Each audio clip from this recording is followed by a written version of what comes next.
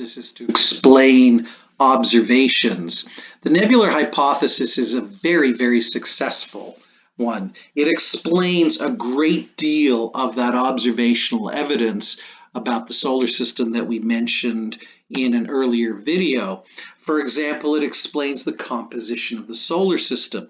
If the solar system formed from a nebula, then we would expect it to have the same composition as a nebula, that 99% gas, mostly hydrogen, some helium, traces of other gases, and 1% solid material, and that is exactly what we do observe.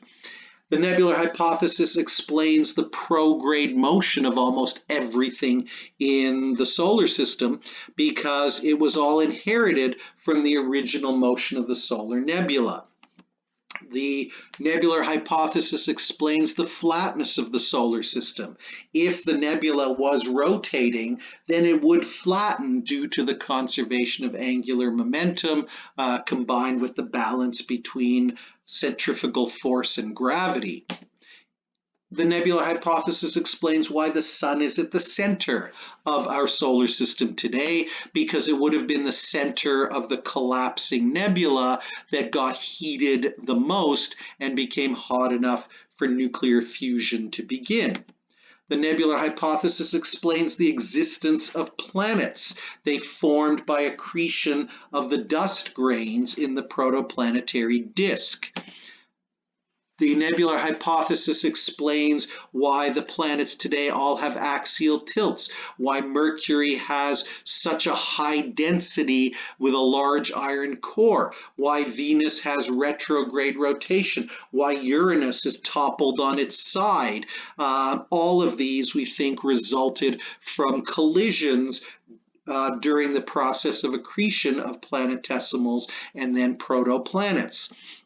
The nebular hypothesis, if we bring in kinetic molecular theory, also explains why we have the different types of planetary bodies. We have small rocky planets close to the sun where the temperatures were high and gas particles were moving too quickly to be captured by the gravitation of those planets. Further out, where temperatures were lower, the gases were moving more slowly and they could be accumulated by the growing planets to form the gas giants. And finally, at the very farthest reaches of the solar system, we have the icy trans-Neptunian objects, because out here temperatures were so low that virtually all of the gases froze into solids to make the ice of the TNOs.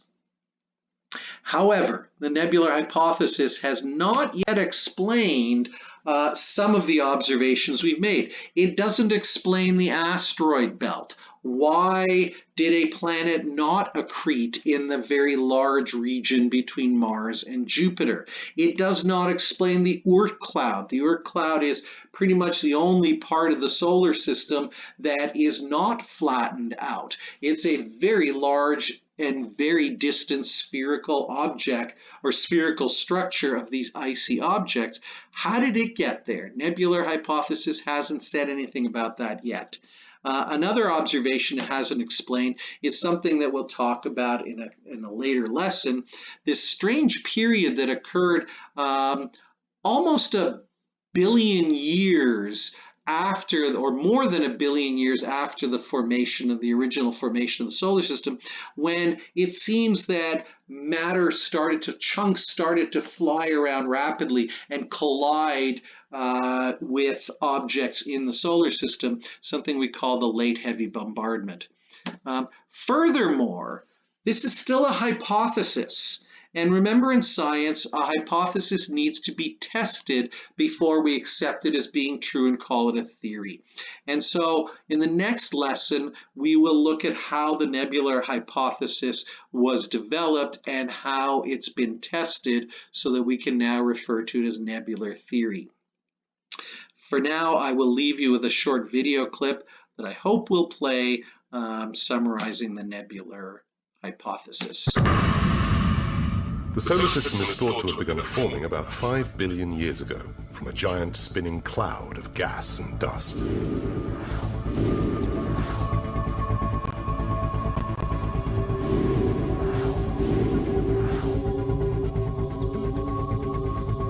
core of this cloud grew under the influence of gravity and became denser and hotter. As material fell towards the growing core, the cloud increased in speed and flattened into a giant spinning disk.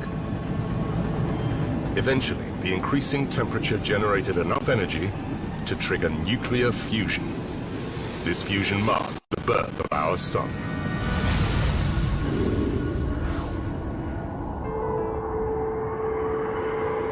The lighter gas was swept far out into the solar system, leaving heavier, rockier material and metallics with high melting points nearer the sun.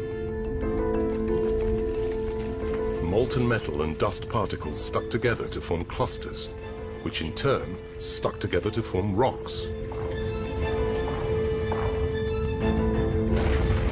Mutual gravity caused these rocks to come together, eventually to form planets.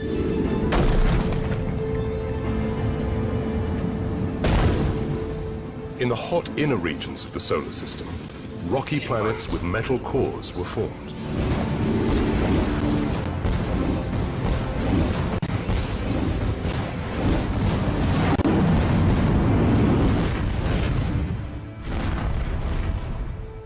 In the colder outer regions, things were different. Further from the sun, temperatures dropped. Water vapor condensed and turned to ice. This ice, combined with the vast amounts of gas blown away from the sun, meant there was a lot more material here than in the inner regions. As huge cores of ice and metal grew, the gases swept away at the sun's birth were attracted through gravity. When the accretion of most of the ice and gas was complete, we were left with the gas giants.